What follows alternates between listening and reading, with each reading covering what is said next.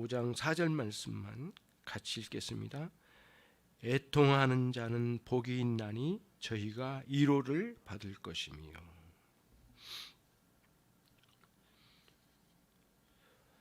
성경에는 전부가 성경이 하나님의 말씀이요 진리이지만 매우 굵직굵직한 선언들이 있습니다. 그렇죠? 예를 들자면은 십계명과 같은 말씀, 그리고 예수님의 그 기도문, 주기도문도 하나의 선언이기도 하죠. 성경에 이런 선언들이 있습니다. 그리고 특히 산상수훈은 거기에 버금가는 천국의 선언이 아닐 수가 없습니다.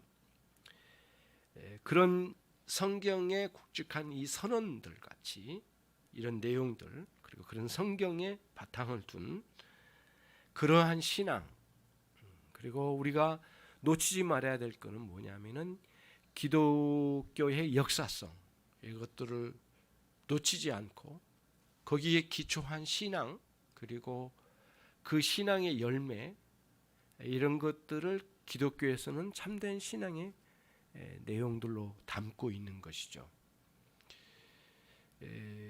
특히 이단의 가르침이 처음부터 확연하게 다르면 누가 그렇게 빠지겠습니까? 매우 흡사하거든요. 그러나 그들의 가르침이나 내용들이 역사성이 이제 없는 거죠.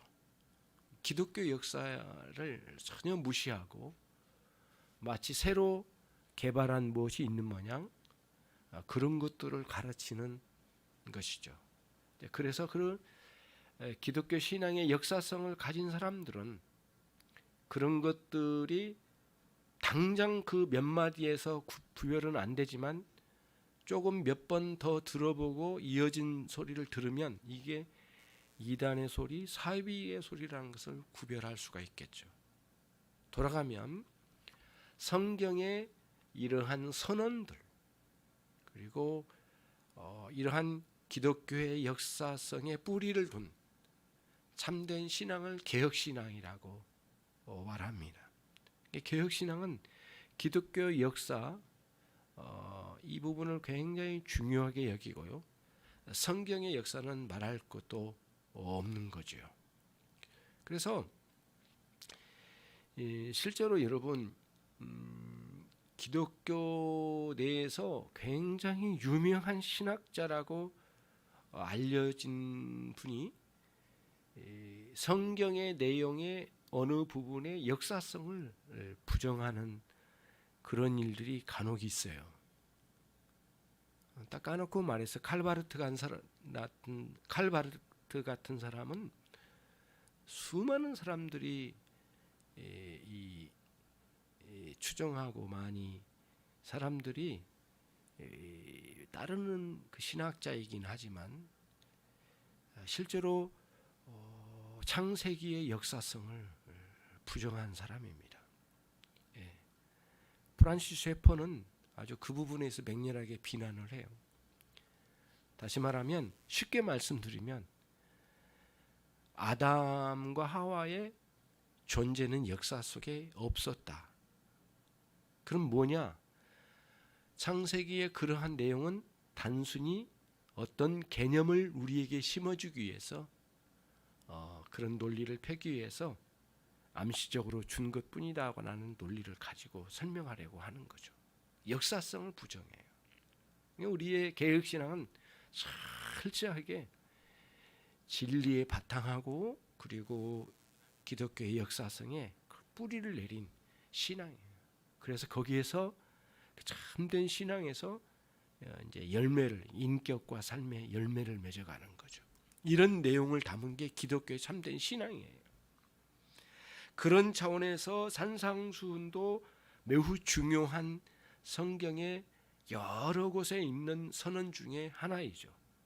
그렇게 이제 우리들이 보는 거예요. 그래서 신앙에 있어서 특히 우리가 이 산상수훈의 관점으로 우선 보면 기독교 신앙의 중요한 면이 어디에 있는지를 잘 살펴볼 필요가 있는데요. 공허한 감정, 공허한 말의 중요성을 두면 우리의 신앙이 굉장히 혼란스럽습니다. 예를 들면 이런 거죠.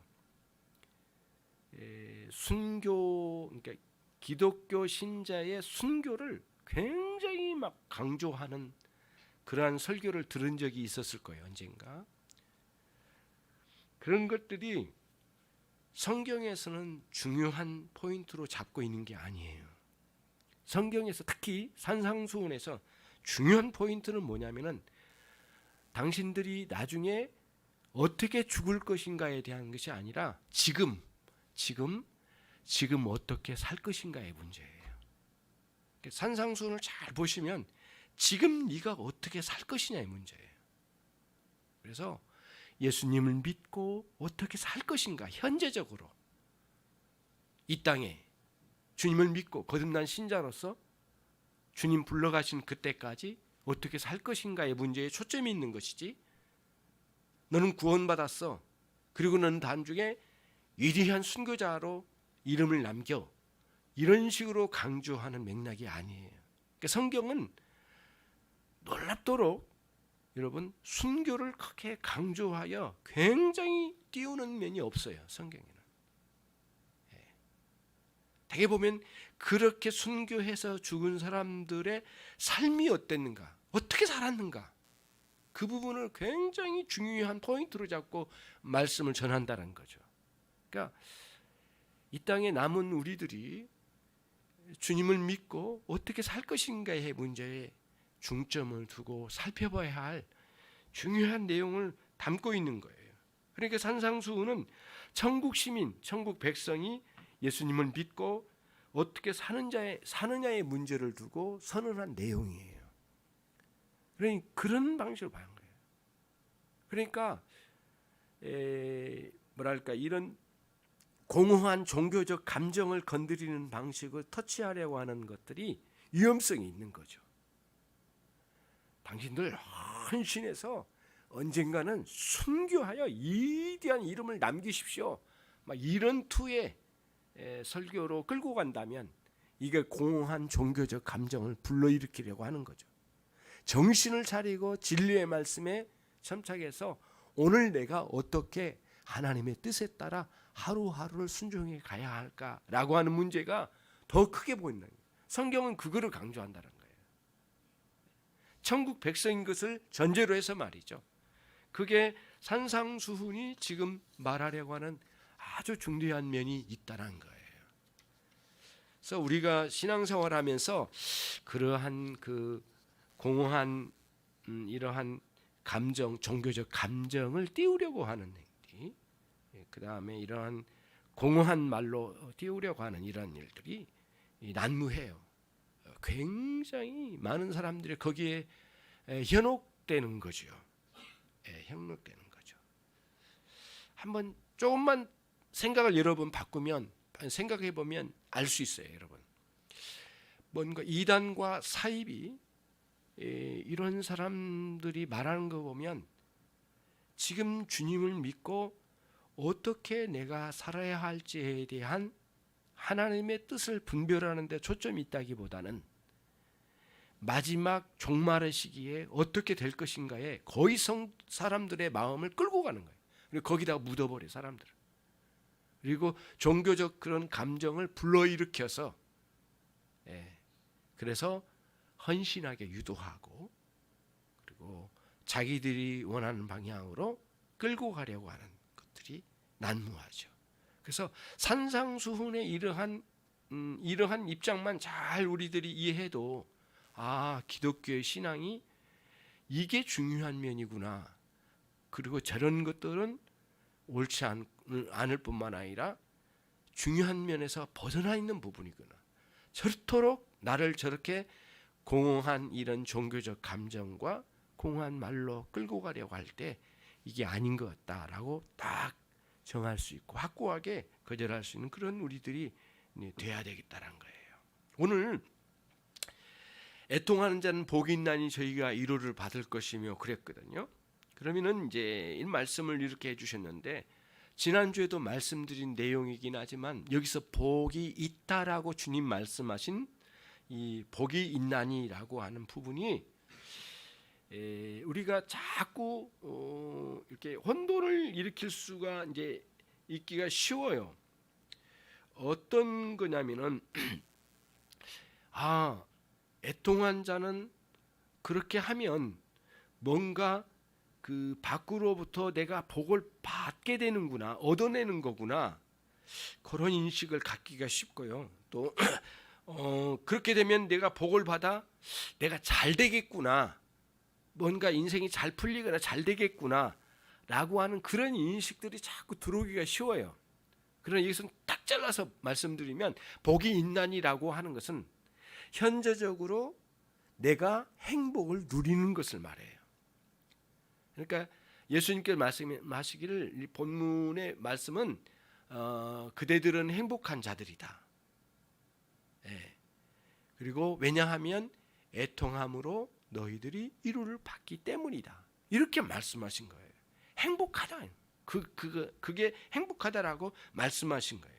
그러니까 지난주에 드렸던 그 심령이 가난한 자는 복이 있나니라고 하는 그 심령이 가난함은 상당히 어떻게 보면은 지성적인 면이 많이 치우쳐져 있는 거죠. 왜요? 뭔가 깨달은 거예요. 인식을 하게 된 거예요. 내 자신뿐만 아니라 상황들을 보고도 인식을 하는 거예요.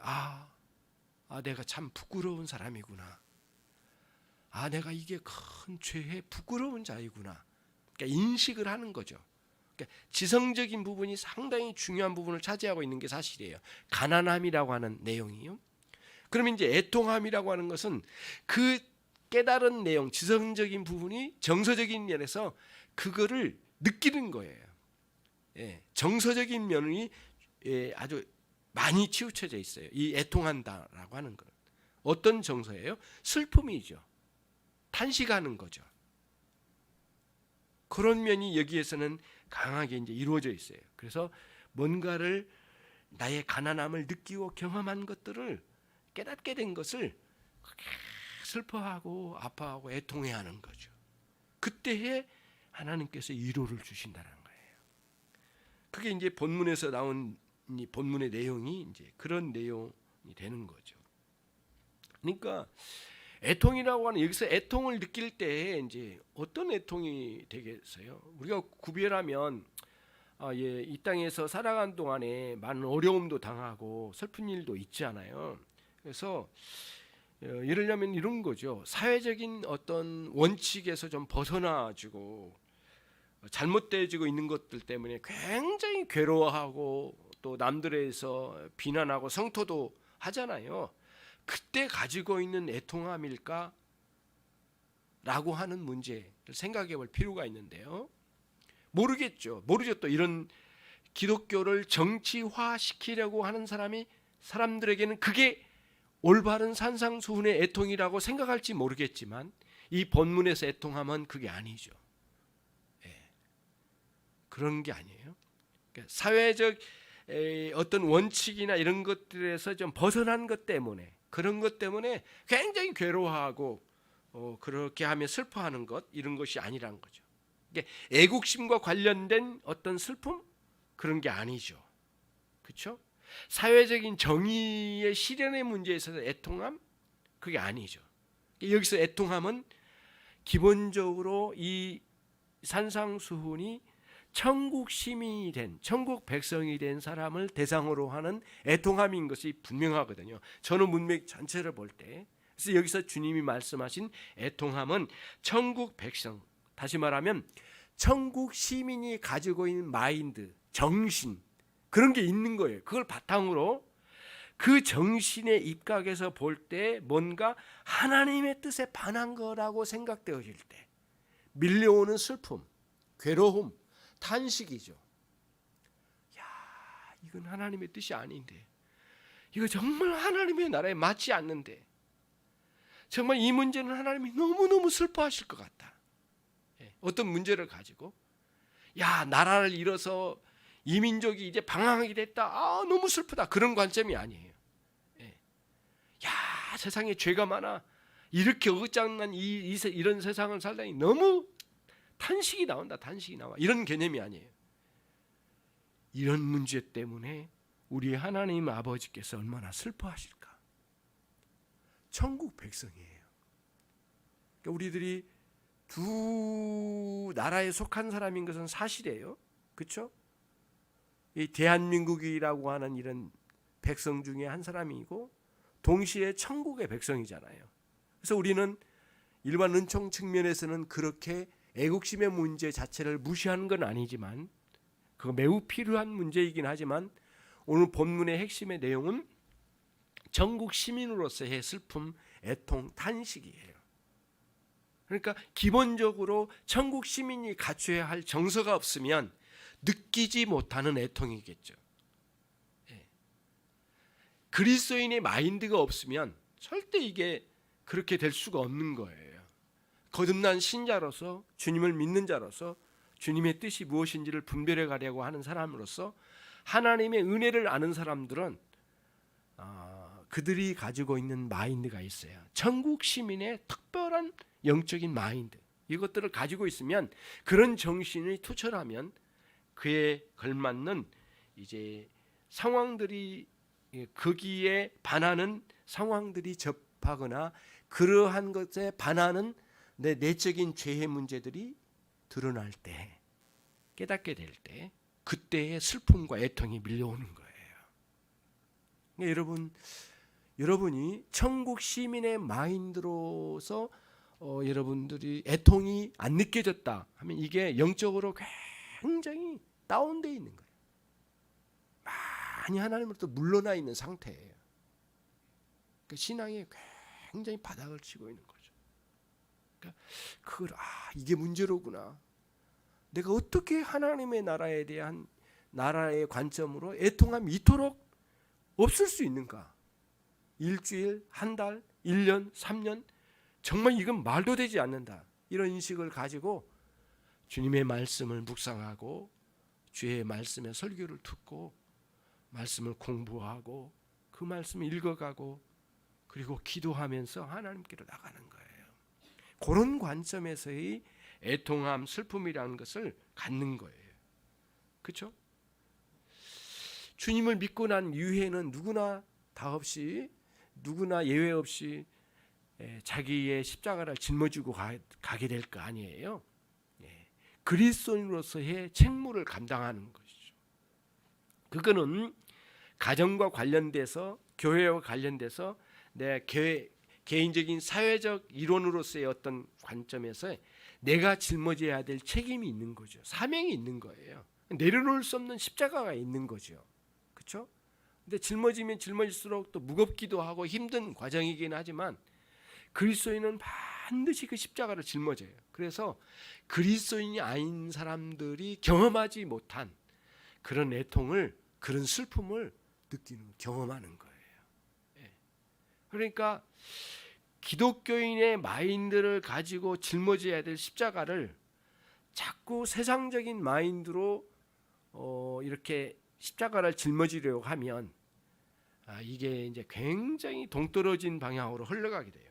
신앙의 혼란과 많은 것들이 경험되게 됐죠. 자신의 삶도 그렇고 가족도 그렇고 사회도 그렇고 하나님의 나라에 뭔가 역행한다는 느낌이 들 때에 너무 힘들고 가슴 아파하는 것이 정상이에요. 이게 기독교인이 맞는 거거든요. 그렇다고 어디 가서 슬픈 기색만 하고 있는 것이 자기의 영성인 마냥 자랑스럽게 말할 일은 아니죠. 그렇죠? 사람들과 똑같이 대하고 정말 온유한 태도로 대하지만은 정말 친절하게 대하는 것이긴 하지만 속 깊은 곳으로부터는 하나님의 나라에 대적하는 많은 이런 상황들을 보면서 슬퍼하는 거죠. 정치인들이 아무리 입으로 나불거려도 어떻게 난리치고 자기들의 목숨을 내놓고 뭔가 실현시키려 한다 할지라도 하나님의 나라에서 이루어진 일들과 비교할 수 없잖아요. 그러니까 떠드는 정치인들의 많은 소리들이 마치 우리를 영원한 행복의 나라로 만들어줄 것처럼 말하지만은 사실은 전부가 아니죠. 일부 퍼덕거리면서 노력할지는 모르지만 전부는 아니죠. 하나님의 나라의 시민으로서 현 상황을 보는 거예요. 하나님 너무 슬퍼하시겠다. 이렇게 하면 정말 이 나라를 향하여 하나님 너무 슬퍼하시겠다 라고 하는 관점으로 볼 수 있는 그리스도인의 마인드를 회복하는 여러분이 되시기를 바랍니다. 그러면 천국 시민으로서 애통하게 된 원인이 있는데 첫 번째는 뭐냐면은 자신의 죄 때문이에요. 처음에는 죄를 지을 때는 대수롭지 않게 여겼어요. 간헐적으로 양심에 찔림이 있지만 그걸 제거해버리고 뛰어넘었단 말이에요. 근데 어느 날 말씀을 듣고 성령께서 나에게 깨닫게 주시는 조명하심의 역사가 있을 때에는 그 죄가 지나간 세월이 있고 많이 떨어진 것 같고 이제는 끝난 것 같았고 누구도 내 죄에 대해서 생각하는 사람도 없겠지만 성령님은 그거를 기억하게 하셔요. 그리고 그 문제를 심각하게 생각하게 하셔요. 슬프게 하셔요. 마음 아파하셔요. 마음 아프게 하신 거예요. 그래서 그 나의 죄에 대한 심각히 생각하고 뉘우치는 거예요. 슬퍼해요. 거기서 애통하는 거예요. 그래서 복음적인 진정한 회개가 그렇게 이루어지면 우리 주님께서는 크게 용서의 은혜의 세계를 다시 우리를 이렇게 용서의 은혜를 우리 안에 심령에 부어 주셔서 크게 위로와 격려를 주시는 거예요. 힘이 북돋아는 거예요. 기독교인의 신앙에 힘이 북돋아는 거예요. 그릇된 방향으로 살던 삶을 돌이키게 되고요. 그리고 다시 한번 침착하게 생각하는 거예요. 그게 이제 회개예요. 그게 소위 말하는 회개. 그게 회개예요. 그러면서 이 회개가 이루어져 가면서 깊은 깨달음이 주어지기 시작하는 거예요. 더 이전보다 더 깊이 주어지는 거예요. 그리고 바른 길로 이끌어 가시는 거예요. 여기 기독교인의 회개거든요. 사람들이 피상적으로 보면 이상해 보여요. 뭐냐면은 겉으로 볼 때는 이 사람은 죄를 짓고 또 회개하고 죄를 짓고 회개하고 단순한 피상적 반복이라고 생각한 사람들이 있는데 아니에요. 절대 그렇지 않아요. 그거는 정신없는 소리죠. 그렇지 않아요. 그런 식으로 할 수 없어요. 또 그렇게 할 수 있는 거라고 생각하면 그건 기독교 신앙의 회개를 모르는 거죠. 전혀 생각하지 못했던 수년 전에 나의 부끄러움을 성령께서 조명해 주셔요. 깨닫게 주신 거예요. 성령이 오시면 보혜사 성령이 오시면 죄에 대하여 이렇게 심판에 대하여 이렇게 찔러서 깨닫게 주신다 했어요. 엘렌코 이렇게 뭐예요? 이렇게 들춰내신대요. 엘렌코에 들춰내신대요. 그 신문에 나오는 특종 이렇게 있잖아요. 특종에서 막 어떤 사건을 확 들춰내잖아요. 그거를 엘렌코라고 해요. 그 본문의 엘렌코. 그거 그 단어가 그거예요. 그 책망하신다는 용어가 이렇게 들춰낸다는 거예요. 그러니까 괴로울 거예요. 굉장히 괴로워요. 그때는 하나님을 더 깊이 응시하고 주님으로 말미암아 용서받은 그 은혜의 세계를 다시 한번 돌아보고 나를 향하신 하나님의 마음 아프게 해드리신 거에 대해서 가슴 절절히 아파하는 마음의 태도를 가지고 가는 거죠. 그게 회개예요. 죄의 상태에서 정당한 천국 시민의 행복으로 가는 길이에요. 그게 이제 천국 시민이 애통하게 되는 원인 중에 하나가 자기 죄에 대하여 깨닫게 될 때. 두 번째는 자기 죄 때문이 아닐 때도 있어요. 그때도 애통함이 있습니다. 언제를 보면 알 수 있냐면 예수님께서 애통해 하신 것을 보면 알아요. 죄 없으신 그분이 애통해 하신 거예요. 자신의 죄 때문이 아니죠. 그래서 예루살렘을 향하여 그렇게 탄식하시잖아요. 예루살렘아 예루살렘아 내가 너를 부른지를 몇 번을 더 했느냐 이렇게 부르셔요. 그리고 예루살렘 성을 보시면 그렇게 애통해 하셔요. 여러분 나사로 무덤에서 예수님 우시는 장면이 있죠. 그게 애통이거든요. 단순히 나사로가 불쌍해서 그의 누이들이 불쌍해서가 아니에요. 그 수준이 아니에요.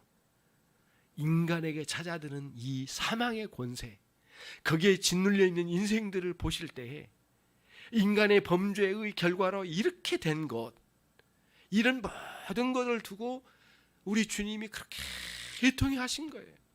그 사망의 권세에 절절매고 있는 인생들, 그리고 거기에 완전히 마음을 포기해버린 이 인생들, 어떻게 할지 모르고 방황하며 그저 무덤 앞에서 울고만 있는 인생들, 나사로의 무덤 앞에 우시는 예수님의 애통함이 그거예요. 그런 관점으로, 그런 방식이. 그래서 자신의 죄 때문에 애통함이 아닌 경우, 다시 말하면 자신의 확고한 사명을 바탕으로 한 애통함이 오는 거예요. 그렇게. 그러니까 주님께서 그걸 보신 거예요. 당신의 사명은 인류 구원이신데 그렇게 상황이 보니까 너무 절절히 가슴 아프신 거예요. 그래서 그러한 거룩한 성품을 지니시고 슬퍼하시면서 이 상황을 애통해 하신 거예요. 마치 이런 거죠.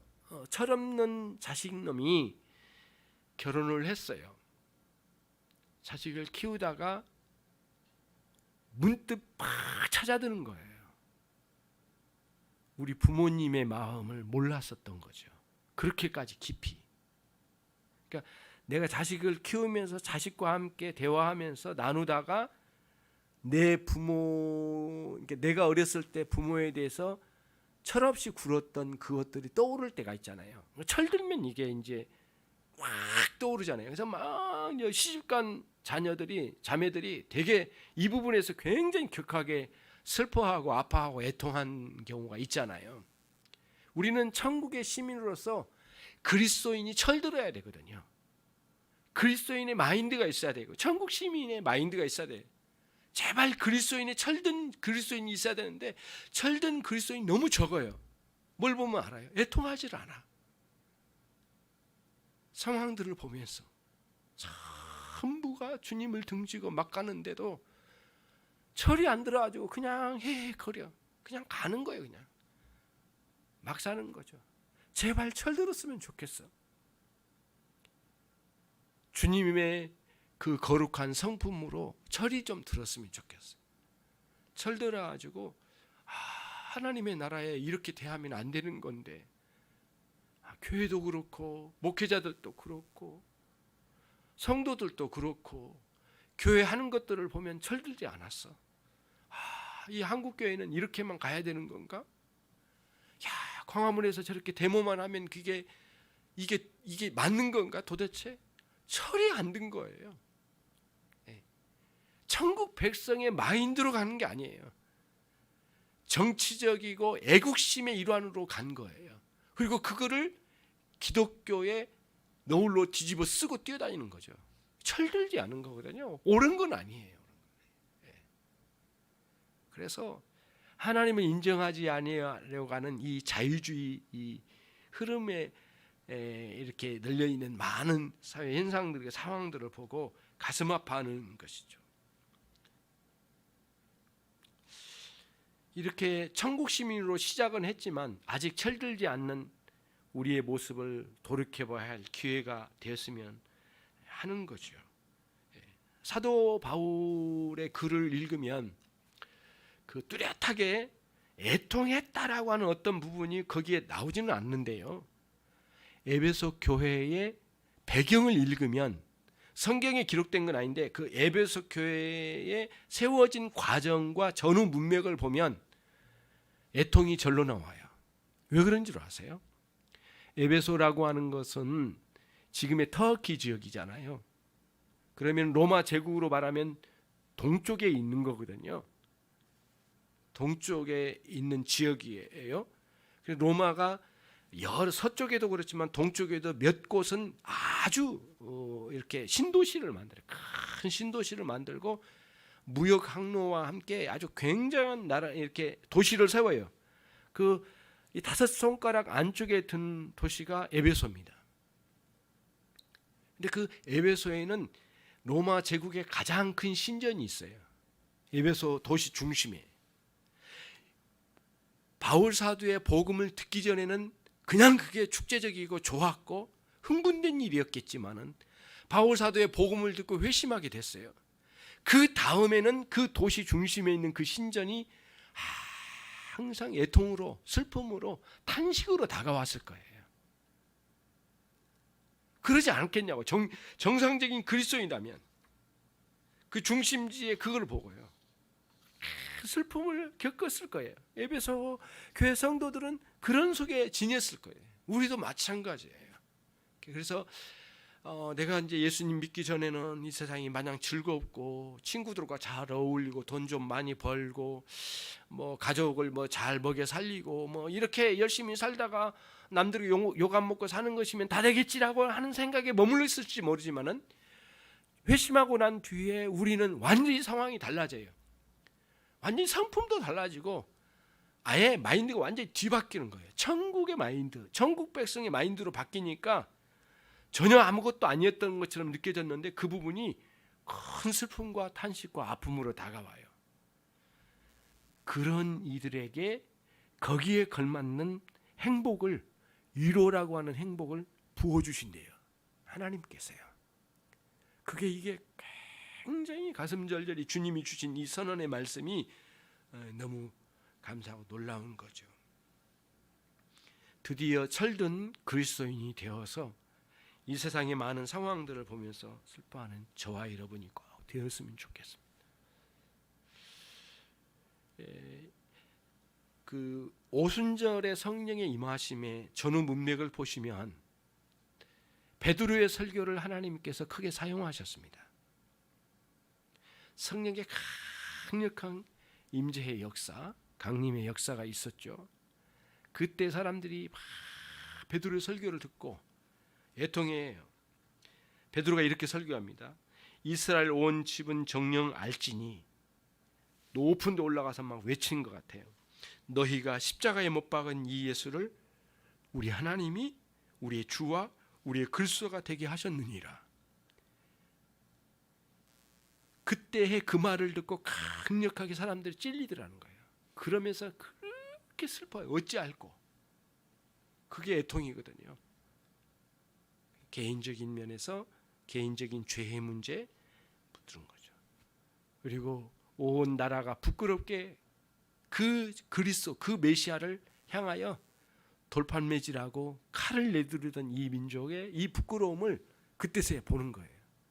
네. 깨닫기 시작해요. 그때 해요. 큰 역사가 막 회오리치는 거죠. 교회가 세워진 위대한 출발점에 애통의 문제가 있었다는 것을 생각할 때 매우 중대한 정서가 아닐 수가 없다. 그리스도인에게 있어서. 말씀을 정리해 볼게요. 기독교 신자가 이 땅에서 살아가는 문제, 현재적으로 그때 두 가지 정서가 크게 흘러갑니다. 항상 기독교인의 마인드 중에, 이 내면의 정서 중에 뭐가 있냐면, 하나는 감사,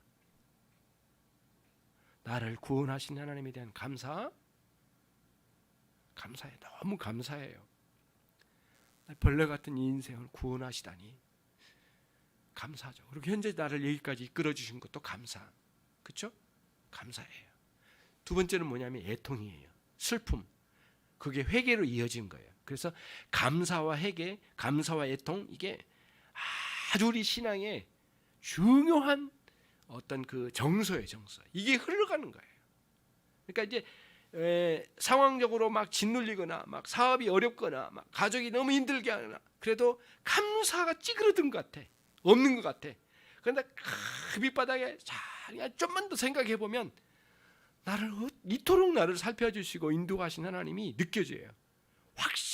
확신할 수 있어요. 그때 저 밑에 꺼져가는 불같이 불똥 같은 이 상황 속에서 이게 타오는 게 생각될 때 살아날 때가 있어요.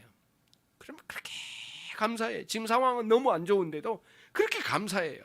그리고 내가 이토록 주님께 감사하지 못하고 막 살던 것이 너무 후회스럽고 회개가 나오기도 하고 부끄러운 것도 있어요. 그래서 감사와 회개의 두 가지 정서가 계속 성도의 마음을 흘러가게 하는 거예요. 그러면서 그 정신에서 인격에서 삶으로 이렇게 가지고 열매를 맺는 거예요. 기독교인의 성경이 강조하는 것은 그거를 말하는 거거든요. 그래서 야 이렇게 살다가 언젠가는 뭐 순교할 거야 이렇게 나는 순교해서 위대하고 영웅적인 삶을 마지막 빛내고 갈 거야 이렇게 말하는데 그거는 이 허황되고 공허한 종교적 정서를 건드린 것뿐이지 실제로 이 삶에 들어와 날마다 감사와 회개가 이루어진 삶을 간과하기 쉽다 이거예요. 그거를 보여준 거죠. 그래서 여러분 그런 관점으로 하이델베르 교리문답이 형성됐어요. 왜 그러냐면요. 하이델베르 교리문답 첫째 질문이 뭐냐면은 사나 죽어서나 당신의 유일한 이론은 무엇입니까? 라는 질문이네요. 근데 그 질문에 대한 답이 뭐냐? 살아서나 죽어서나 나는 나의 것이 아니고 그러면서 그리스도로 말미암아 구원을 받고 그리고 하나님 나를 여기까지 세밀하게 인도하신 하나님, 섭리하신 하나님에 대한 감사예요. 그걸 감사해요. 그러면서 이 하이델베르 교리문답 전체 흐름을 보면 이거예요. 이 우선은 나의 비참함을 느끼는 거예요. 그래서 가난함, 거기서 가난함. 그 다음에 그 애통함을 느껴요. 근데 그게 1부예요. 2부에서는 뭐냐면 나의 구원에 대해서 구원이 뭔가를 알아요. 그 3부에서 감사, 회개 이게 계속 이루어진다는 거예요. 이렇게 세 텀으로 나눠진 게 하이델베르 교리문답이거든요. 그러니까 기독교 신앙이 이런 구조로 이루어졌다는 거예요. 그래서 오늘 말씀처럼 애통한 자는 복이 있나니 너희가 위로를 받을 것이며라고 하는 것은 우리의 신앙, 기독교의 참된 신앙의 중요한 구도를 형성하고 있는 일부분을 우리에게 선언적으로 말씀해 주셨다는 거예요. 기독교인의 정신, 그 마인드에 도철하셔서 성경에서 그토록 원하는 철든 그리스도인이 되셔서 주님의 나라에 정말 행복을 누리면서 살아가시는 오늘 내일이 되시기를 주님의 이름으로 축원합니다. 기도하겠습니다. 자비로우신 하나님 아버지, 오늘 또 저희들에게 이 복된 말씀을 허락해 주심을 감사합니다.